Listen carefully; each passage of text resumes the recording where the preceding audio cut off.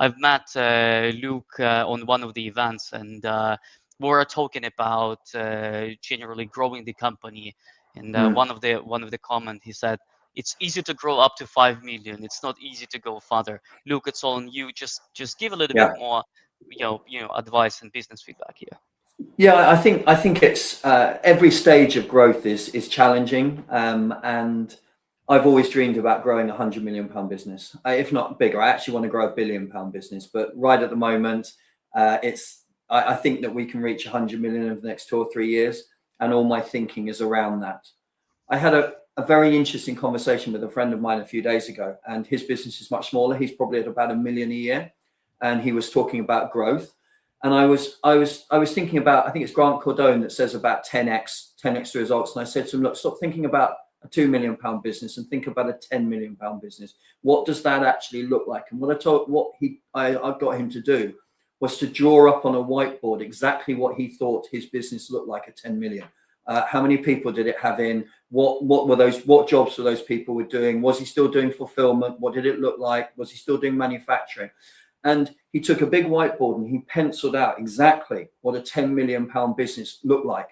And then I said to him, well, look, now that doesn't need to take you 5 years. You can probably do that in 12 months. You can certainly get the run rate of that within 12 months off the back of the ad growth that you're doing.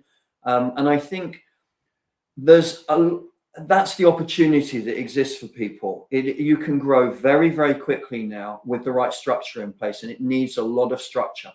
And I think that was true for him. The stage that we're at is a little bit differently than that. We had, I think, the growth between sort of 5 or 10 million. We're hoping to do 50 million this year, and the growth between 5 or 10 million and 25 million is super challenging, and it requires a very different set of skills. When the skills that you need to get to 10 million a year or so are scrappy, entrepreneurial, and just move fast, break things, led really strong direction from whoever's leading that business. Then the next point just coming through now is very different to that. It requires systems and processes and lots of focus on operations and standard operating procedures and people and leadership and training, and just as you get bigger, it gets much more complex, and when you make mistakes, they're more painful. And does the leader have the ability to take the business through that? And it's, I have this expression that I use with my team. Companies and leaders earn the right to get bigger. And you earn it by becoming good enough for the next stage of the growth. And for a period of time, we weren't good enough. We weren't good enough for operations. You lose control. You lose control of the business. It doesn't matter whether that's stock, operations, systems, and so on. So that's been an interesting process that I think now we're coming through that now, and we're able to concentrate on really building the business again. And I've got a load of ideas to talk about. I think one idea you had for the talk was, what does it take to build £100 million business? So what I was thinking of doing is running through our playbook as we see it, sort of 8 or 10 areas of the business that we focus on and how we view those things that people might find useful. I don't know if that's where you want to go, Paul. Well, so I would say the first point is, so you originally how you get to the 5 million, right? First, yeah. Is it, you mentioned it's very transactional wise. It's paid ads, email marketing, then it's 100%. So I think the first point there, we started in doing consumer events. So we didn't start as an online business. So we did 10 years of consumer events, and that gave us a great grounding in selling. We understood our product really well, but we were tiny. We had 5 members of staff, and we were doing around 200 consumer shows a year and doing about 500,000 a year in sales. So we're very small. Then COVID came along. All the shows got cancelled. We were forced to go online. We had an online business, but it was tiny. We were doing perhaps £10,000 a year. But we took the government's bounce back loan. We put that into Facebook ads, and the business exploded. The first week we ran ads, we spent about £1,000. By the end of the first year, we'd spent nearly £1 million on ads. So that was the growth spurt for us. But I think when I look at that period, that sort of chunk of growth, 0 to 5 million, that is about finding product market fit. You've fundamentally got to figure that out, of actually what does the customer really want to buy from you, what part of your range really works. If I had my time again, I don't even think I would do that with paid traffic. I was at an event a couple of weeks ago. A lady was just starting her business, and she said, "Oh God, about ads." And I said, "If I were you, I wouldn't touch ads, because you reduce your runway when you do ads." So if you are smaller, and you are trying to buy stock, you're trying to figure everything out, and you run ads and you don't 100% know they're right, you are likely to lose a ton of money, and your runway is compressed by it. Whereas if you go down the organic social route, then okay, it's a bit slower, but you give yourself time to figure out product market fit, to figure out your offer, to figure out your landing pages, to figure out and learn how to make short form content, which essentially is all ads are, without having to pay for them. So that was my advice to her, and it remains my advice to anyone else starting. I think, and I heard the founder of Ridge say something similar. If you're doing under 10 million a year, don't bother with paid, just do organic social. The algorithm has changed so much now that you don't need to have a big following. If you make content that resonates with people, that is engaging, that people want to watch, the algorithm will take care of it for you. You do not need to put paid behind that. Sure, it will amplify it, but you don't need it to get traction. And there are plenty of great brands. I was looking at Salt recently, or I think are some kind of electrolytes or similar product, and they've done that entirely off the back of organic social. And I think, that is where I would start now. I'd get to 5 million without doing paid, because it forces you to, all your money goes back into figuring out content creation rather than figuring out ads per se, which is so risky. If you're paying for ads, it's hard to break even on ads. It's easier when you're smaller, but it's a difficult process. So I would not touch it to begin with. I would come at ads a little bit further down the line. So from 5 million to 10 million, what was changed what fundamentally changed inside of the company just on this specific scale? I think at that specific scale, it then is about ads. It's about figuring out a growth model. It's still very hands-on. I think the founder has got to be an expert at traffic generation. You can't build a direct-to-consumer business anymore unless the founder of that business 100% understands how to drive traffic, and it could be organic or it could be paid, but they've got to become experts at that. So that's where most of the time is going to be spent, and most of the value is going to be spent. It's still very much iteration, move quickly, and modeling what great companies are doing. So we now, there is so much information out there, so we're doing a lot of that, but I actually think smaller businesses should be doing that as well. The information is out there, and focus. Do not try to do lots of things. So in our business, we do at that stage, and actually until relatively recently, it was email, it was ads, and it was the website optimization of the websites. And ads only on Meta as well. We weren't even doing Google. We weren't doing any secondary platforms. And we still now, even at our size, are still not using advertising on the second platforms. And our internal thinking is we probably won't touch any of the other platforms apart from Meta and Google until we reach 100 million in sales. You divert your attention. You spread your attention over too many areas. So I think it's all about focus. Identify something that you feel comfortable about, you think is the area, and then put all your efforts on it. I watched something very interesting. It was Layla Hormozi, who is Alex Hormozi, if you come across him, his wife, and she is really the brains behind their business. So Alex is the sort of creative marketing genius, but Layla runs the companies. She is exceptionally bright. And I was watching her talk about focus, and I had been clearing time in my diary to concentrate to what I was describing as deep work.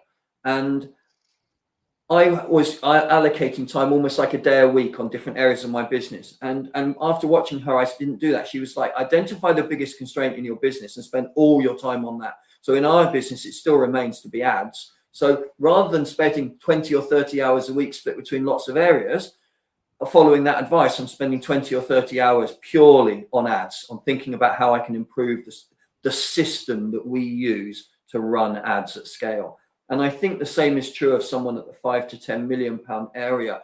Figure out the area, probably only 1 or 2 areas that are going to make all the difference, and spend all of your time on that. Don't get distracted. Stay really double down on it, because that's where the real magic happens. The real unlock comes from deep diving into something and becoming, at that size business, you need to become an expert at it. At my size business, I need to become world class at it. So, the difference is the thing. I'm playing in a game now, trying to win gold medal, the equivalent of a gold medal at the Olympics. So we have to be the best in the world at this. But the logic is still the same. You've got to double down and really dive deep into it. And understand what good looks like, what are the best companies in the world doing, and keep it simple. So don't try and do lots of stuff. I don't think most businesses can go too far wrong by just concentrating on email and either organic, social, or paid. But one of those, we for a long time didn't do any organic social at all, and we're only now just starting to touch on it. I wanna talk about PVP. Yeah. As you go from 10 million to 20 millions. People, processes, and profit. Yeah. You now managing 120, if I'm not mistaken, of our own staff and an agency members on top. So about 120 of our own staff. And depending on the time of year, this time of year, it's quite quiet for us. So we've got another sort of 20 odd agency staff. At peak season at Christmas, last year we had 130 agency staff on top. So at peak, we perhaps had 250 staff, and at the moment, 140 or something like that. So it's at that stage, it begins to change. The 10 to 20 million pound mark begins to change. You have to basically professionalize the business. You have to figure out. You move from being a team of generalists who do lots of different things in the business to a team of specialists. Now, that's quite a painful process. People feel like their jobs are getting smaller because they work on smaller areas. Some people don't survive the change of that. You need to bring some people in from outside the business who are experts, who you don't have from internally. We've always wanted to promote from within. So it becomes a lot about people and about systems, and you have to get the right people doing the right jobs, following the right system, and that is just an awful lot harder than it sounds. And it occupies a lot of your time, and each time you grow, it finds you out. So you feel like you've figured all that out and you've got all the systems in place. Then you go through another growth spurt, and it falls apart again, because that growth just finds you out operationally, systems wise. What I've come to realize is that growing sales is relatively, and I use relatively, easy, but stopping the wheels coming off the car while with that growth is not easy at all. It is really, really challenging. And that's what separates the companies that really go on to have sustainable growth. And a lot of leaders opt out of their businesses at that point, either because they don't make it through that period and they go bust, or they choose to sell the business at that point and exit the business, because it is a very different set of skills to run a medium-sized to large business. I look at the change in the job that I personally do from a year ago, from 3 years ago. It's night and day different, and that change is not for everybody. It has to be, just like the business earns the right to get bigger, I personally earn the right to lead the business, and that requires a great deal of evolution from me personally, and a great deal of evolution and learning about what does the next phase of the business look like. And you have to go through that pain. And if you do not go through that pain and figure it out, you'll stall. at the level that you're basically, your business gets to the limit of the leader's ability. And either you're capped out at your ability, or you continue to grow and you figure out the next stage, and then your business grows up to the limit of your ability again, and to a lesser extent your team's ability. But ultimately, I still think a lot of it is about the leader's ability, because that creates the framework by which the senior leadership team works. So that is a painful, difficult process. And profitability, you mentioned that, is probably the hardest piece of that jigsaw. You know, we've not been profitable the last 2 years in a row, despite huge levels of growth, because it is very difficult to have all of those pieces: to grow, learn, be profitable, still own 100% of the business. You know, all of those things are competing against each other, and are really hard to do. Sure, I wish we'd been profitable the last 2 years, but now, if I had my time again, if you asked me to grow my business again, this time, knowing what I know now, I'd be profitable through that period, without question, right?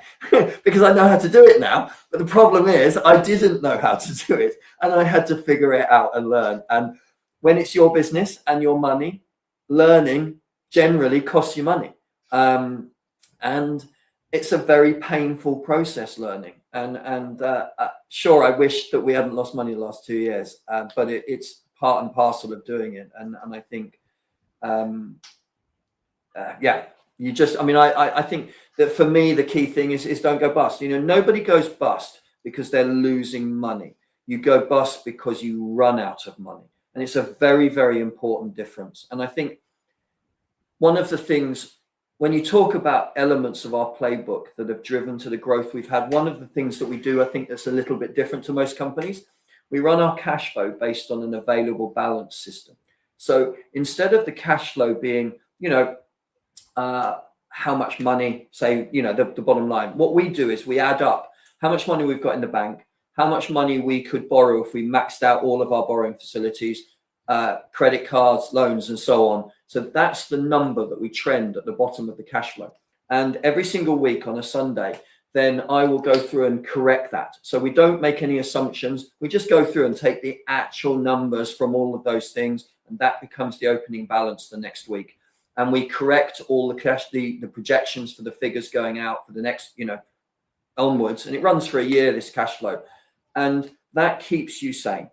You know, even despite big cash flow pressures, you can manage that process. So if there's one takeaway from today's call, if you're not running something similar to that, you know, really looking at 13 weeks worth of cash, then I would start doing that. That holds true at whatever size business. We started doing that when we had sales of 200,000 or 300,000 a year, and we're still doing it now.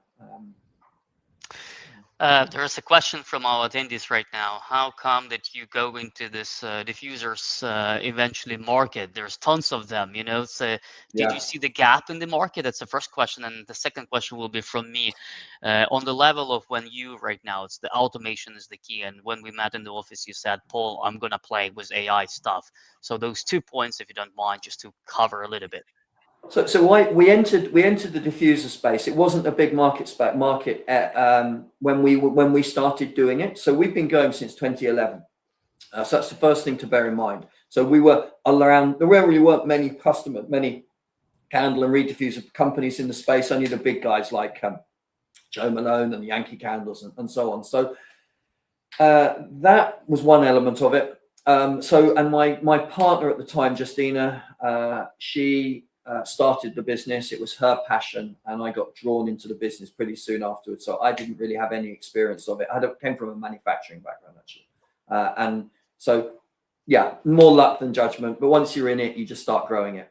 In answer to your question about AI, I think it is a lot about automation. It is a lot about systems, actually, rather than automation rather than AI purely. So the way that we look at a task, like take ads for an example, we would look at that task and we say, okay, what is the system that we're trying to create? So what's the outcome that we want? So we want to create we want ads at scale. We want ads that perform.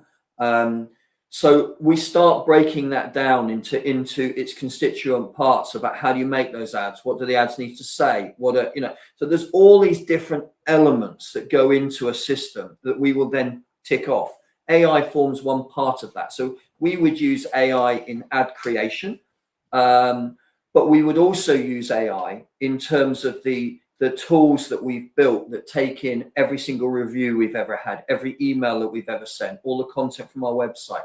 Every single time I do a course, then we will take the content of that course, plug it into our model, and then it will, I've recently done one on copywriting. So we would take that model, all the lessons from that course, we put it in there into our model. And then that when we put in, we'll say, we create an ad and we'll say, will you critique this? Will you critique this ad? And our model comes back and says, you should try this or do this with it, and so on. So AI is a part of what we do, but at heart, it's still a business that's about people and doing work.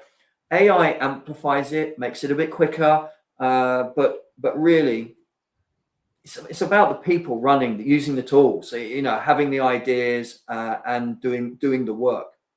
AI just amplifies it a little bit, makes it a bit faster. That's wonderful insight, man. I appreciate it. How, if in general people want to ask you any questions, how do they contact you? LinkedIn, super easy. Always happy to engage with anyone on LinkedIn. Shoot me a message. I'll always reply on there. I do a little bit on Instagram, so you'll find me on Instagram. And they can reach out to me anytime. And you guys also, like, who will be watching, they have about 1 hour session with Luke on our e-commerce Camp Co UK. There are some insights over there, how he built the business in general. So it's a quite a nice read or watch at the night time.